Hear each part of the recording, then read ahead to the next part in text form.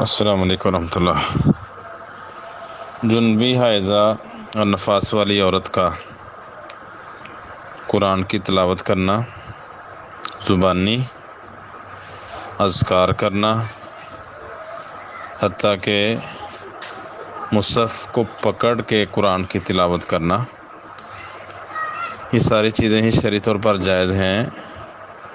کہیں بھی ان افراد کو قرآن زبانی پڑھنے، اذکار کرنے اور ان کو قرآن چھونے سے منع کیا گیا ہو۔ جناب تو حیض میں 3 چیزیں مشترک ہیں، یہ لوگ نماز نہیں پڑھ سکتے، طواف نہیں کر سکتے، مسجد میں داخل نہیں ہو سکتے۔ حیض و نفاس والی عورت، اس کے اضافی ایک کام یہ اس پر پابندی ہے کہ وہ روزہ نہیں رکھ سکتی۔ اس کے علاوہ شرعی طور پر ان پر کوئی ممانعت نہیں ہے، کیونکہ ان کا جسم پاک ہی ہوتا ہے، بس کچھ چیزوں سے منع کیا گیا ہے۔ ان کا ہاتھ جسم ناپاک نہیں ہوتا، کیونکہ جنبی کے ساتھ ہاتھ ملانا، حائضہ عورت کے ساتھ خاوند کا ایک گھر میں رہنا، ایک بستر پہ سونا، یہ ساری چیزیں جائز ہیں۔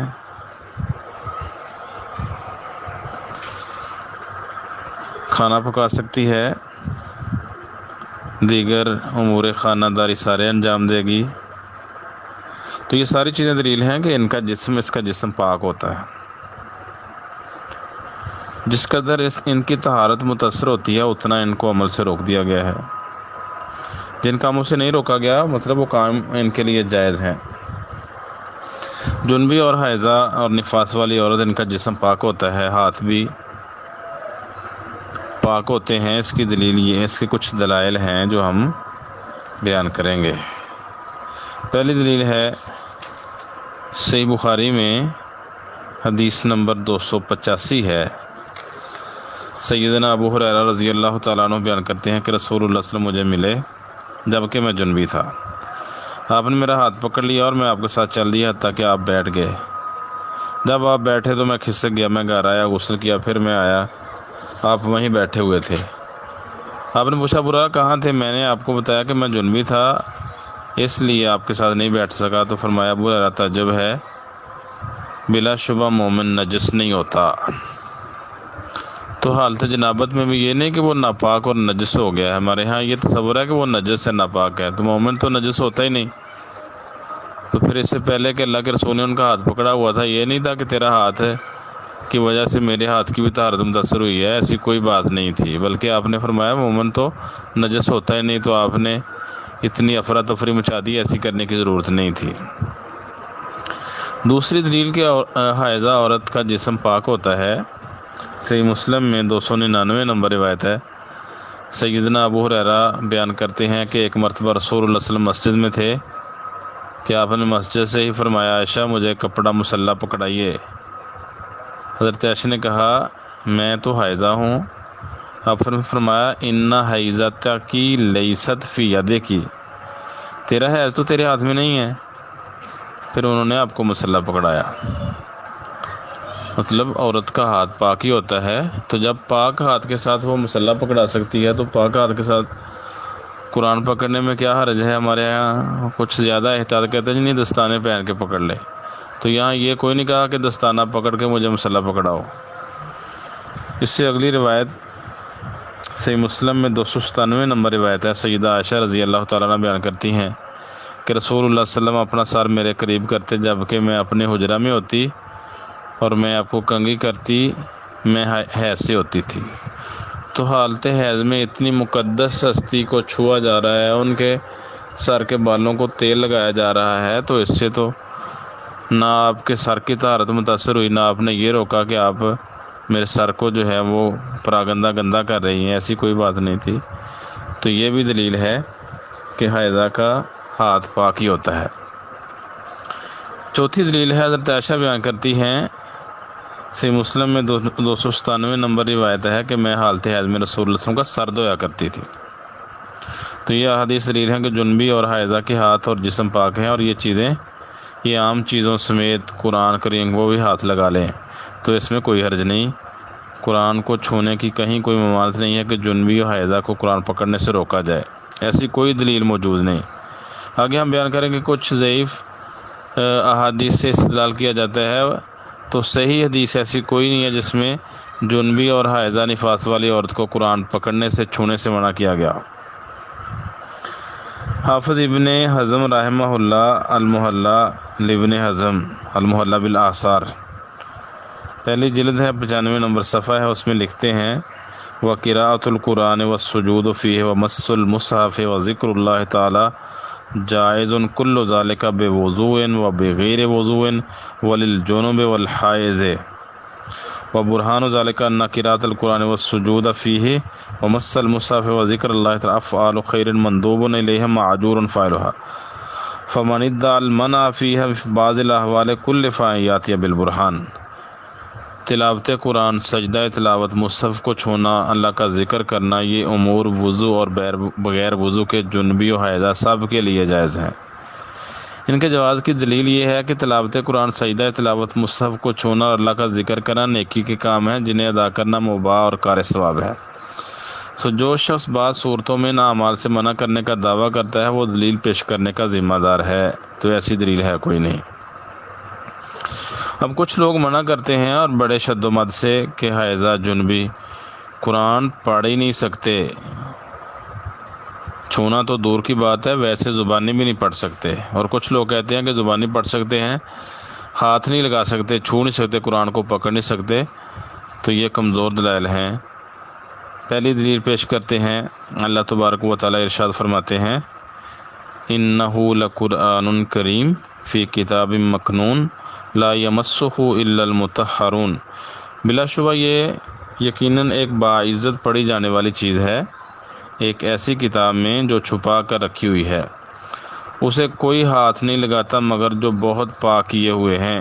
سورہ واقعہ کی آیات 77، 78 اور 79 نمبر آیت ہیں۔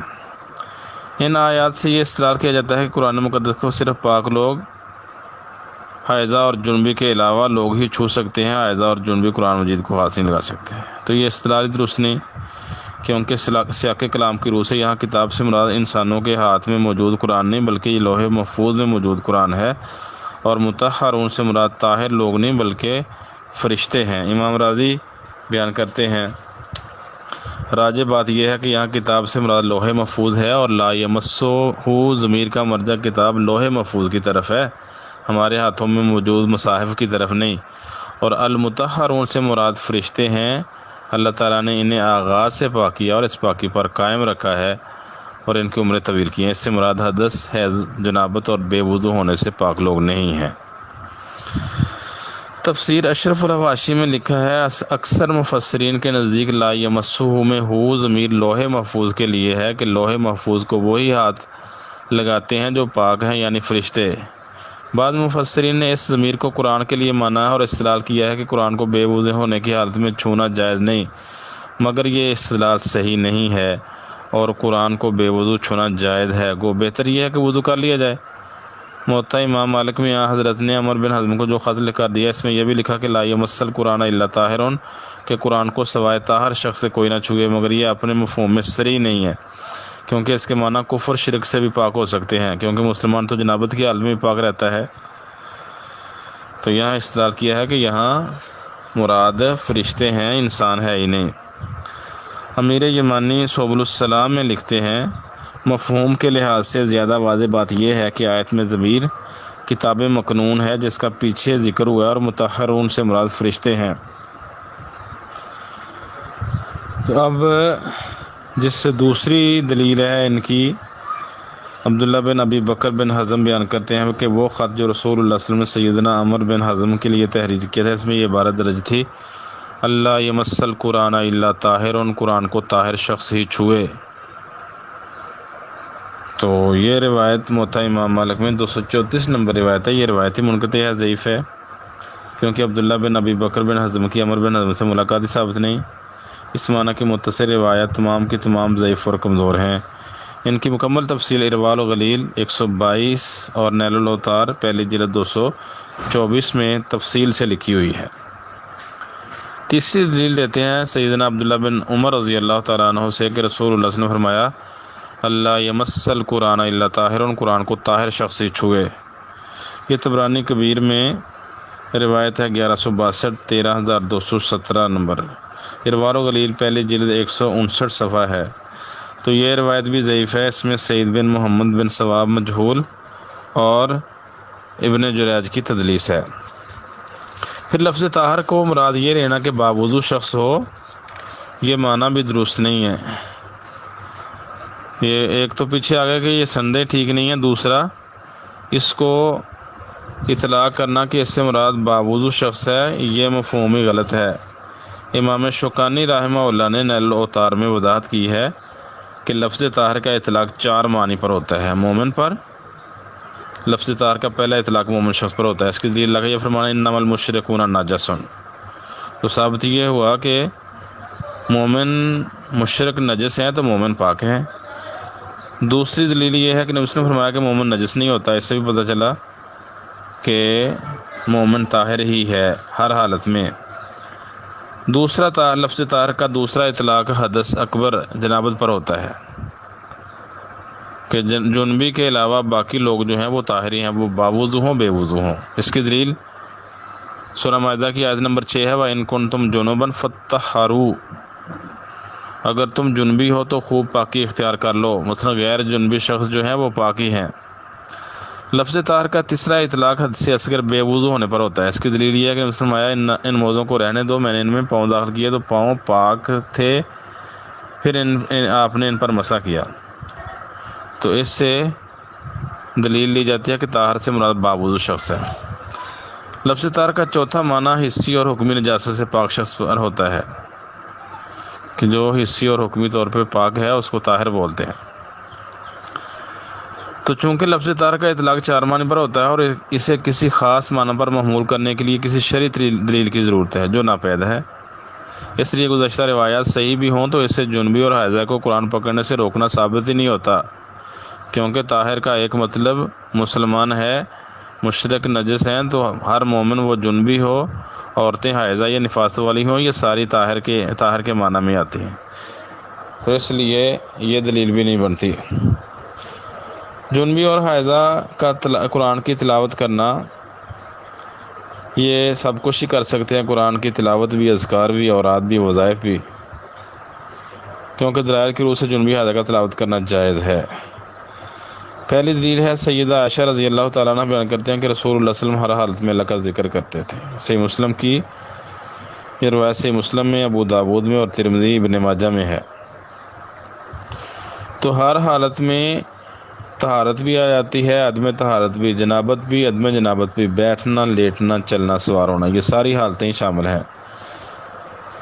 نیز تلاوت قرآن بھی ذکر کے قبیل میں سے ہے، سب سے بڑا ذکر تو قرآن ہی ہے۔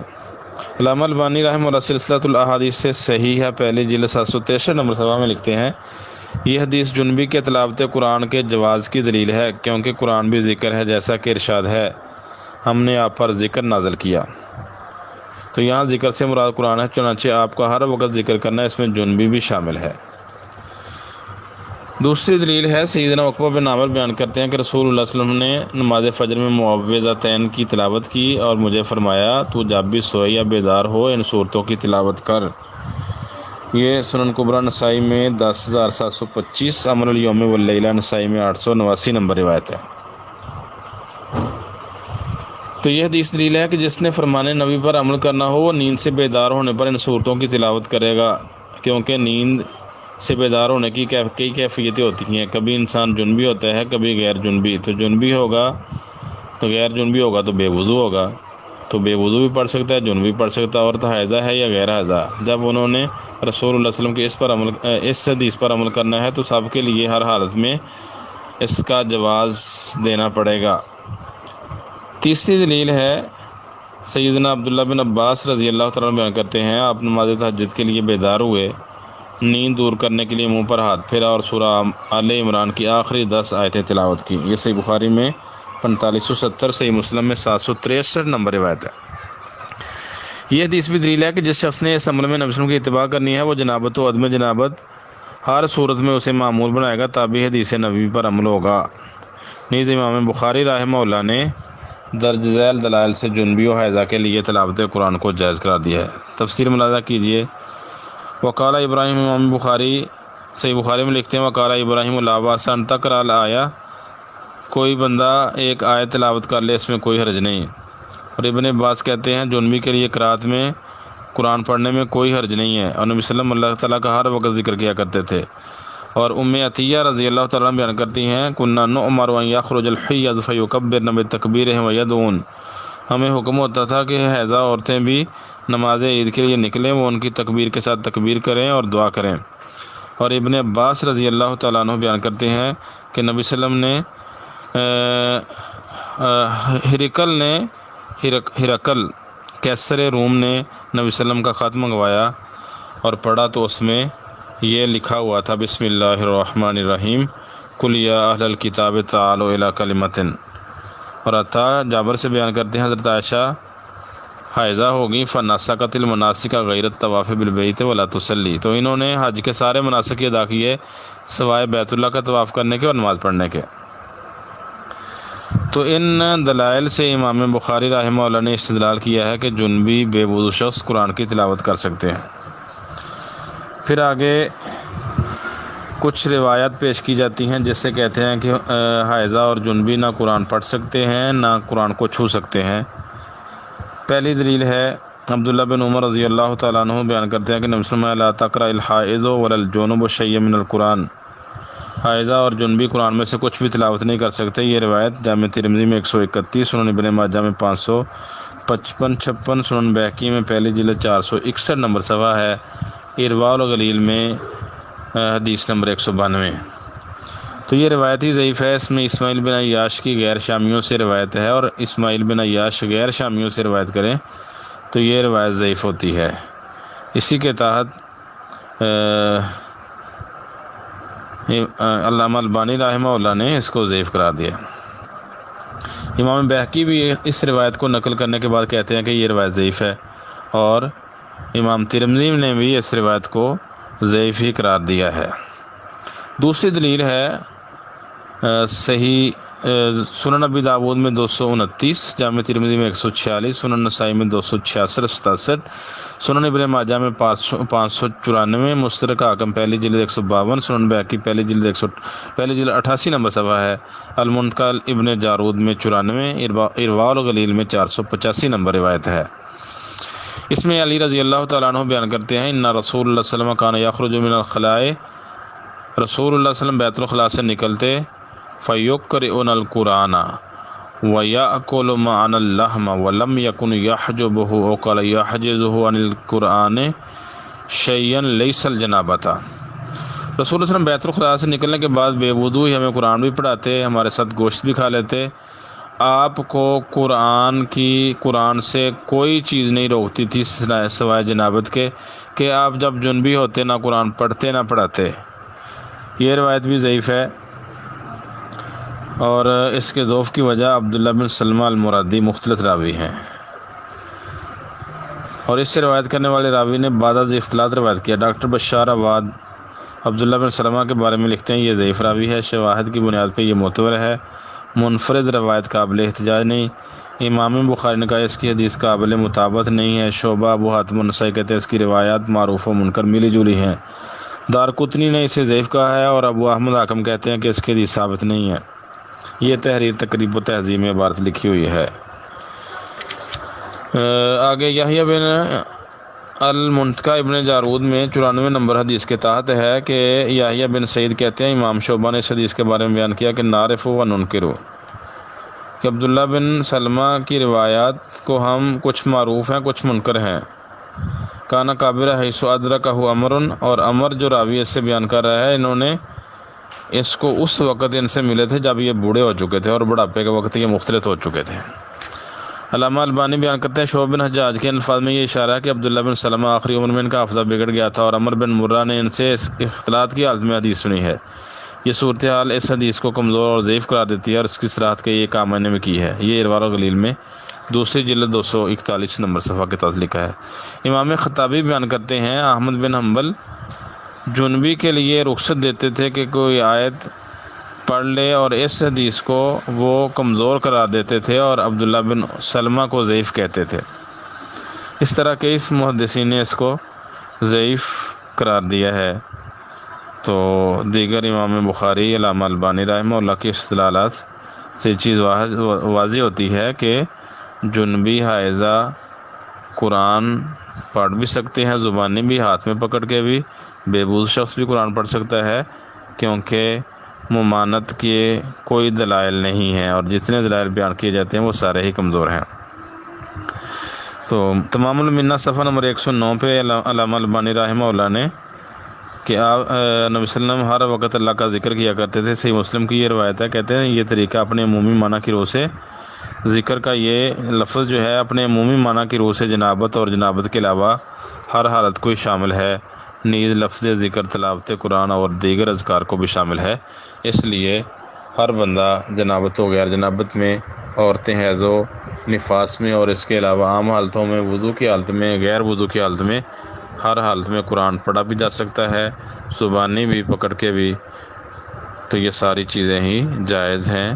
تو لوگوں کو ان نیک اعمال سے، نیک کاموں سے روکنا نہیں چاہیے، بلکہ وہ یہ کام کر لیں تو ایک تو رشد و ہدایت کا بھی یہ چیزیں سبب بنتی ہیں، اور دوسرا وہ مصروف رہیں گے، ورنہ 5-7 دن تلاوت نہ کرنے سے ویسے ہی تلاوت کا ذوق ختم ہو جاتا ہے، اور اذکار نہ کرنے سے دعائیں بھول جائیں گی یا اس کی توجہ ہی ہٹ جائے گی۔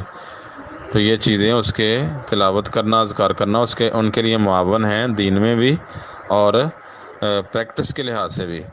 السلام علیکم۔